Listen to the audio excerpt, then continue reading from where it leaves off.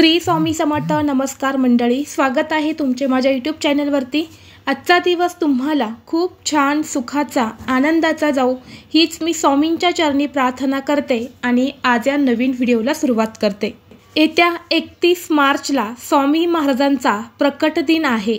या दिवशी जर आपण काही सेवा केल्या, काही उपाय केले तर ते खूप प्रभावी ठरत असतात.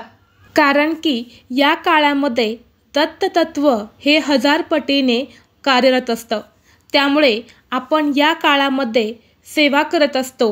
आता कोणी स्वामी चरित्र सारामृत पारायण करतं, तर कोणी तारक मंत्राची सेवा करत असतं, तर कोणी श्री स्वामी समर्थ या मंत्राचा जप देखील भरपूर महिला व पुरुष करत असतात.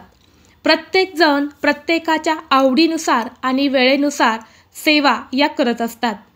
आता या काळामध्ये जर आपण गुरुचरित्र पारायण केले तर त्याचे कित्येक पटीने आपल्याला फायदे हे बघायला मिळत असतात. या ग्रंथाचे पारायण केल्याने एखाद्या गंभीर संकटातून बाहेर पडण्याचा मार्ग सापडतो अशी मान्यता आहे. या ग्रंथाच्या वाचनाने कुठल्याही प्रकारचे आधिव्याधी आजार नष्ट होतात.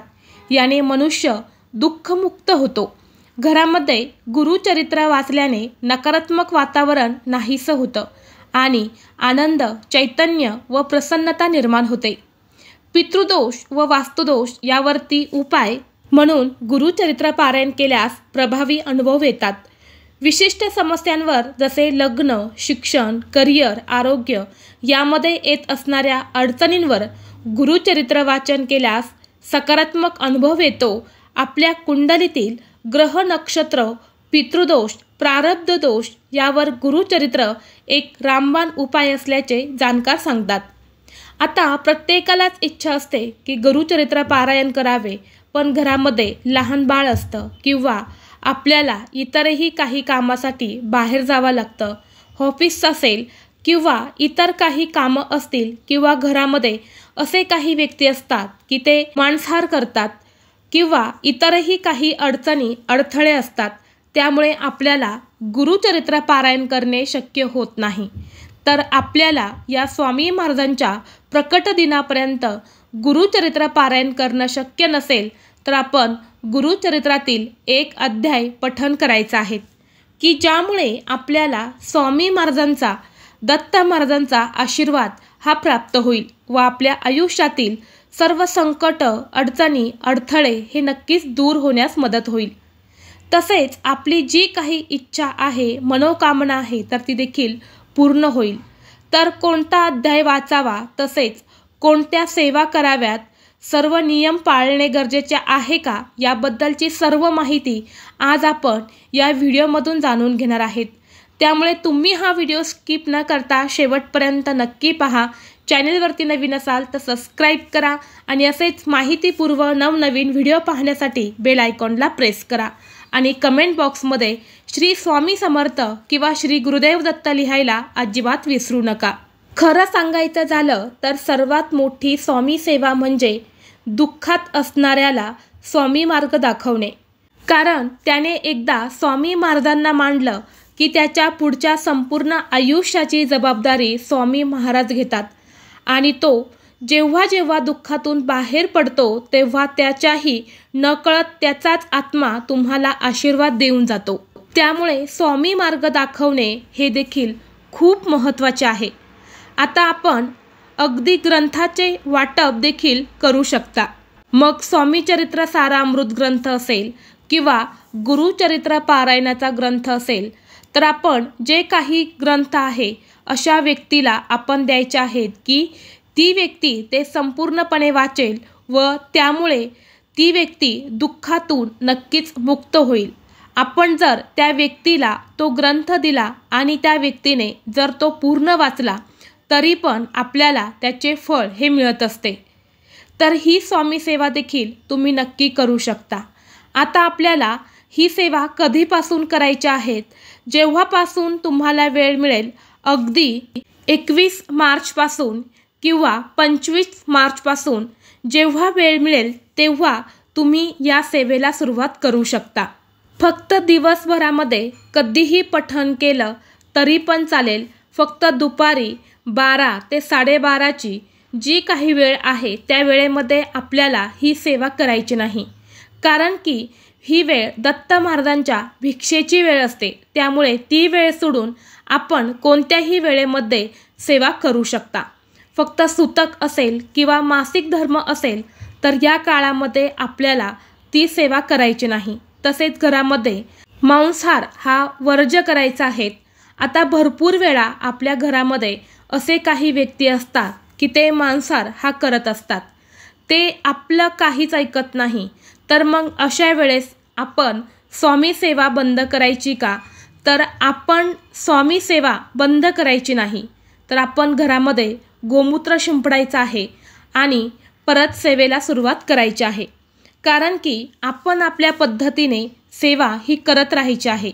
आता ती व्यक्ती जर आपला ऐकत नसेल तर या गोष्टीला आपण देखील काही करू शकत नाही. स्वामी आपण त्या व्यक्तीच्या आयुष्यात सुख, शांती, समृद्धी, सकारात्मकता ही नक्कीच आणतील. आता या सेवा करायच्या अगोदर आपण एक नारळ घ्यायचा आहे, खडी साखर घ्यायची आहेत. जवळच स्वामी महाराजांचे मंदिर असेल, दत्त महाराजांचे मंदिर असेल तर तिथे आपल्याला जायचं आहे आणि आपली जी काही इच्छा आहे, मनोकामना आहे, आपण ती बोलायची आहेत. तर सर्वात प्रथम आपण नारळ, खडीसाखर हातामध्ये घ्यायचं आहे. तुमचं नाव, तुमचं गोत्र तुम्हाला सांगायचं आहे. तसेच ही मी सेवा जी आहे तर ती करणार आहे. मी स्वामी चरित्र सारामृत पठण करणार आहे किंवा गुरुचरित्रामधील हा अध्याय पठण करणार आहे. तसेच मी 11 दिवसांची सेवा करणार आहे किंवा 7 दिवसांची सेवा ही करणार आहे. तर ही सेवा तुम्ही माझ्याकडून पूर्ण करून घ्या असे आपण म्हणत आपली इच्छा, मनोकामना स्वामी महाराजांना सांगायच्या आहेत. डोळे बंद करायचे आहेत. स्वामी महाराजांचा चेहरा हा आपल्या समोर आणायचा आहे आणि आपली जी काही इच्छा, मनोकामना आहेत तर ती स्वामी महाराज नक्कीच पूर्ण करतील. आता एखाद्या गोष्टीसाठी उशीर होत असेल पण स्वामी महाराजांना तुम्हाला त्याहीपेक्षा काही जास्त द्यायचे असेल, त्यामुळे त्या गोष्टीसाठी उशीर देखील होतो. ती इच्छा आपली पूर्ण होत नाही किंवा एखादी इच्छा आपण मागत असतो पण ती इच्छा पुढे जाऊन आपल्यासाठी चांगली नसेल तर ती इच्छा आपली पूर्ण होत नाही. तुम्ही जे मागताय ते तुम्हाला नक्की मिळेल. फक्त स्वामी महाराजांवरून आपला विश्वास हा डगमगू देऊ नका. आता आपण या काळामध्ये एक श्लोकी गुरुचरित्र देखील पठण करू शकता. यामुळे देखील गुरुचरित्र पारायण केल्याचे संपूर्ण फळ हे मिळते. तर अत्यंत साधा आणि सोपा असा श्लोक आहे. दत्ताचा अवतार झाला कलियुगी, श्रीपाद पिठापुरी, त्यामागे दुसरा नरसिंह सरस्वती, करंज ग्रामांतरी, तीर्थ हिंडत पातला बिलुवाडीची, संगमा तेथून मठ, गाणगापुरी वसे वारी, दिनांची श्रमा. आता हा श्लोक आपण मोठ्या श्रद्धेने म्हणायचा आहे.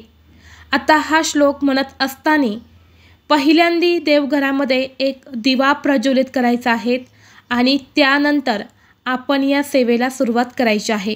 अगदी तुम्हाला म्हणणे शक्य नसेल तर तुम्ही मोबाईलवरती लावून दिलं आणि श्रवण केलं तरी पण चालेल. आता हा श्लोक किती वेळा म्हणायचा आहे तर आपण रोज 108 वेळा हा श्लोक म्हणायचा आहे. 108 वेळा म्हणणं शक्य नसेल तर कमीत कमी रोज 21 वेळा तरी हा श्लोक आपण म्हणायचा आहे. अगदी घरातील लहान मुलं असेल किंवा वृद्ध व्यक्ती असेल, प्रत्येकजण ही सेवा करू शकता. यामुळे देखील आपल्याला गुरुचरित्र पारायण केल्याचं संपूर्ण फळ मिळत असते. फक्त मनापासून आणि श्रद्धेने सेवा करा. तुम्हाला स्वामी महाराज कधीच काही कमी पडू देणार नाही. आता यानंतर गुरुचरित्रामधील आपण 9वा अध्याय पठण करू शकता. 9वा अध्याय पठण केल्यामुळे गुरुकृपेने आपली सर्व कामे व्यवस्थितरित्या पार पडत असतात. आपल्या सर्व इच्छा, मनोकामना देखील पूर्ण होत असतात. पण आपण एक नियम धरायचा आहे की मी सकाळी 7 वाजता पठण करणार आहे किंवा सायंकाळी 8 वाजता पठण करणार आहे. जी काही वेळ आहे त्या वेळेमध्येच आपण हा अध्याय पठण करावा. यामुळे आपल्याला कित्येक पटीने पुण्यफळ हे मिळेल. तसेच आपली इच्छा मनोकामना देखील पूर्ण होईल.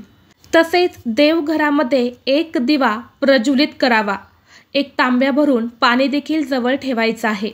त्यानंतर गुरुचरित्रामधील 9वा अध्याय हा पठण करायचा आहे. पठण करून झाल्यानंतर स्वामी महाराजांना तुम्ही प्रसाद अर्पण करायचा आहे. मग घरामध्ये जे काही बनवलं आहे, भाजी भाकर असेल तर ते पण दाखवलं तरी पण चालेल. तसेच जे काही तांब्या भरून पाणी आपण जवळ ठेवलं होतं तर ते आपला अध्याय पठण करून झाल्यानंतर आपण घरातील सर्व व्यक्तींनी ग्रहण करायचं आहे. तसेच थोडंसं पाणी आपण घरामध्ये देखील शिंपडायचं आहे. यामुळे घरातील नकारात्मकता जी आहे तर ती दूर होण्यास मदत होत असते. हा अध्याय मोठ्याने म्हणावा की ज्यामुळे आपल्या घरातील नकारात्मकता दूर होण्यास मदत होईल. तसेच हा अध्याय जर तुम्हाला पठण करणं शक्य नसेल तर मोबाईलवर तुम्ही लावून श्रवण केला तरी पण चालेल. फक्त मनापासून आणि श्रद्धेने कंटिन्यू हे सेवा तुम्ही 11 दिवस किंवा 7 दिवस करून बघा. स्वामी महाराजांचा आशीर्वाद हा आपल्याला नक्कीच मिळेल. सर्व दरवाजे बंद झाले तरीही स्वामींच्या हृदयाचा दरवाजा हा कायम उघडा असतो. अपेक्षा स्वामींपासून ठेवा, इतर लोकांपासून नको. अडचणीत असाल तर स्वामी तारतील, एकटे असाल तर सांभाळतील, मार्ग सापडत नसेल तर दाखवतील, अश्रू थांबत नसतील तर ते पुसतील. फक्त स्वामींना मनापासून हाक मारा. स्वामी नक्कीच तुमच्या पाठीशी नेहमी उभे राहतील. जर तुम्हाला हा व्हिडिओ आवडला तर लाईक करा. चॅनेलवरती नवीन असाल तर सबस्क्राईब करा आणि हा व्हिडिओ आपल्या मित्रपरिवारासोबत जास्तीत जास्त शेअर करा. चला तर मग भेटू असंच पुढल्या एका नवीन व्हिडिओमध्ये. तोपर्यंत सर्वांना श्री स्वामी समर्थ.